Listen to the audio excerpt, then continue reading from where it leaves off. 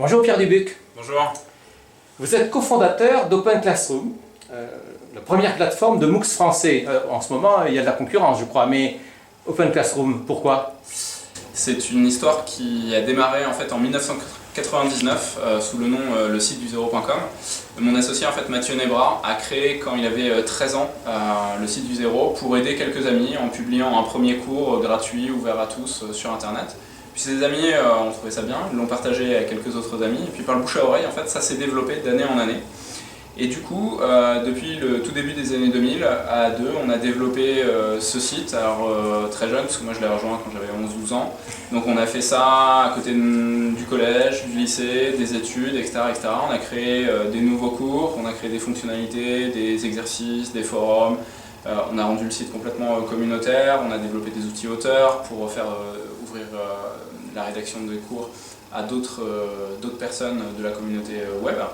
Et en fait, d'année en année, ça s'est développé jusqu'à en 2007, un moment clé où on a créé la start-up qui tient le site dans le but d'en faire notre métier. On était toujours étudiants et fin 2009, là, nous avons finalement été diplômés, donc 10 ans après la jeunesse du projet, on a commencé à s'y mettre à plein temps. Et depuis 4 ans, donc on y est à plein temps et maintenant c'est une start-up de 25 personnes.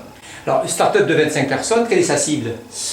Alors la cible est très large parce que les cours sont ouverts à tous et gratuits, donc on a des gens qui commencent à 8-10 ans à étudier nos cours jusqu'à 80 ans et plus. Enfin, si vous avez des cours gratuits de base, je suppose que vous devez avoir d'autres propositions pour faire en sorte que votre modèle économique soit viable. Oui, alors on a plusieurs modèles économiques au fur et à mesure de notre histoire, ça s'est développé progressivement. En fait, au début des années 2000, pour faire vivre un site gratuit, il y avait la publicité, qui était à peu près l'unique modèle de l'époque. Donc on a développé premièrement un axe publicitaire. En 2009, on est devenu maison d'édition, donc on a publié les principaux cours du web en livre papier puis en e-book, avec exactement le même contenu, gratuit sur internet et en livre papier payant. Ça a très bien marché, ça continue toujours à très bien marcher. On a 25 titres parus et le dernier axe qui est plus récent, en 2013, on a créé un modèle de freemium, c'est un abonnement premium avec des fonctionnalités supplémentaires pour les membres premium. Mais votre cible aujourd'hui, c'est tous les âges? C'est tous les âges. Après, on a une prépondérance de la population entre 15 et 30 ans, donc sur des cibles étudiantes et de formation professionnelle, des salariés. Donc c'est plutôt ça actuellement la prépondérance, mais vraiment, on a plusieurs pourcents de retraités dans notre audience, par exemple. Dans les conférences EduPro à laquelle vous avez participé et sur lesquelles vous êtes intervenu, vous avez prôné une alliance, une synergie entre public et privé. Expliquez-nous.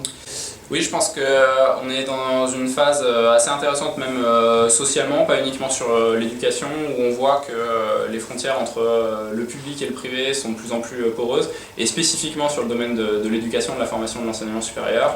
C'est une vraie révolution qui arrive, le numérique qui arrive sur ce domaine-là, et je pense très sincèrement que les synergies et les atouts du public et du privé doivent être mélangés et créer un écosystème ouvert qui permettra d'arriver à la meilleure pédagogie possible. Alors concrètement, vous le voyez comment?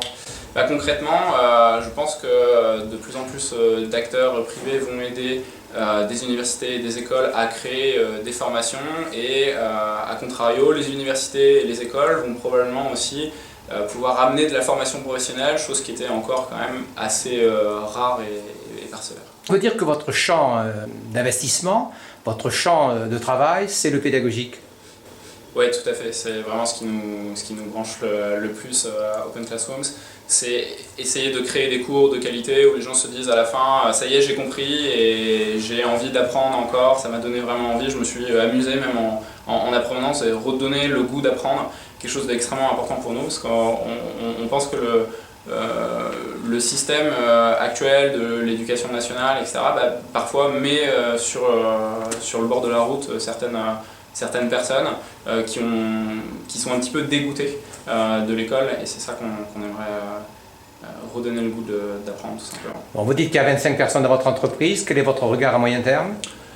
Ça c'est une grande question, là c'est le plein développement, donc l'avenir d'une start-up on le mesure à peu près à 1 an, au-delà ça devient complètement quelque chose de très futuriste.